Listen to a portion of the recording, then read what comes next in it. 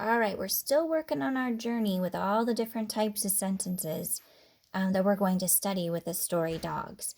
And yesterday we discussed statements, telling sentences that end with a period, and we discussed questions. Those are asking sentences that end with a question mark. Today on workbook page 35, we're going to discuss commands. And oh goodness, you're going to hear teachers use commands a lot.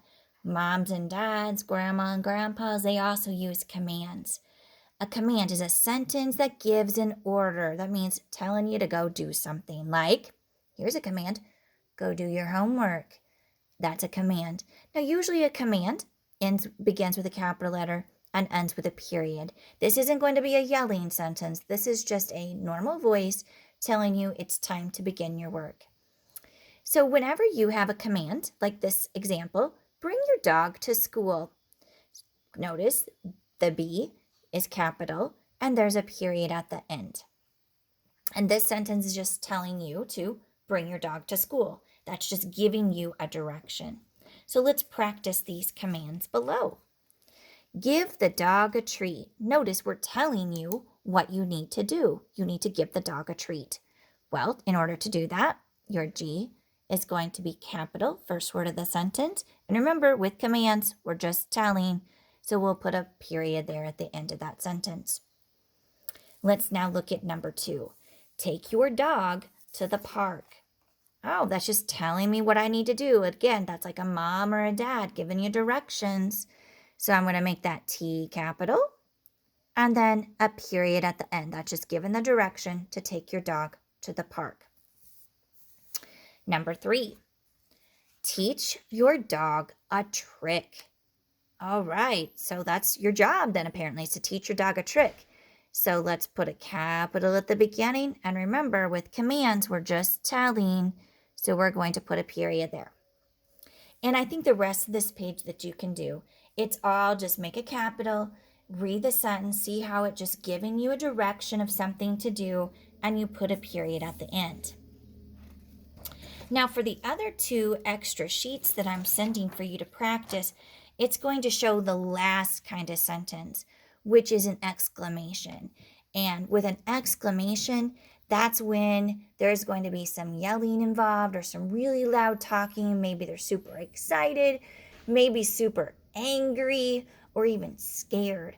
And whenever there's that kind of feeling in a sentence, you're going to have an exclamation mark. Your first grade teachers may have called it an exciting mark. And it's just a straight line with a dot. So let's do this page together, and then the last one you will do on your own. So let's look at number 1. Ruby copies Angela. Oh no, that's not good. You want to have your own opinions, your own feelings, your own viewpoints. You don't want to copy someone else. That's just being someone else. Notice that exciting mark there? That's an exclamation. So on that line, you're going to put E for exclamation. And whoever is saying this is yelling it, so they're not happy. Look at sentence 2. Look at their dresses. That's just giving you a direction to look at their dresses. And for look at their dresses, it ends with a period. That's just simply a command. Remember, commands are directions like you would do at home or do at school. Number 3, look at the end of it. They're exactly the same. That exciting mark, the exclamation mark, tells me I'm going to say it louder and with a lot more expression. That is an exclamation. So I'm going to put E for exclamation there. You're yelling it. You're saying it really, really loud, and that's kind of when you might get in trouble at home because you're not supposed to use outside voices in the house. Look at sentence 4. Angela is mad. Another exclamation mark. I don't blame her. I don't want someone to copy off of me. That's another exclamation. So we're going to put E there, saying it loud, lots of expression there. Number 5. Look at Ruby. There's another exclamation mark there, or exciting mark. These girls need to stop copying each other and just be themselves, don't they? So that's another exclamation. Now let's look at number 6. Show Angela how Ruby hops. That's just telling you to do something. That's a command. There's a period at the end, so we would put a C for command there. Now down at the bottom, and I do want you to write these because this is going to show that you know the difference between an exclamation and a command. So let's look at number 7.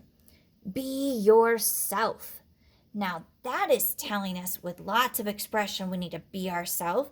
Exclamation means we're going to yell it. Be yourself. So if I would write that sentence, my B is going to be capital, first word of the sentence. Here's the word yourself.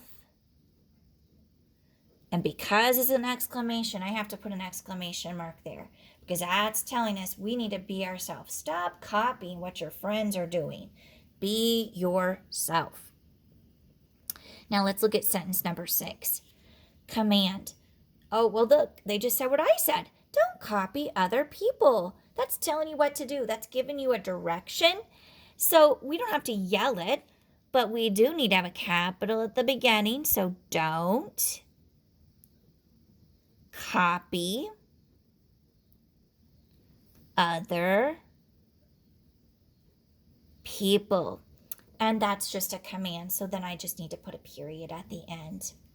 The last page you will do, you're just going to practice on your own. And if you have questions, give me a call, okay? Or send me an email, and I will help you with this page. But it's more practicing with exclamations and commands. Good luck.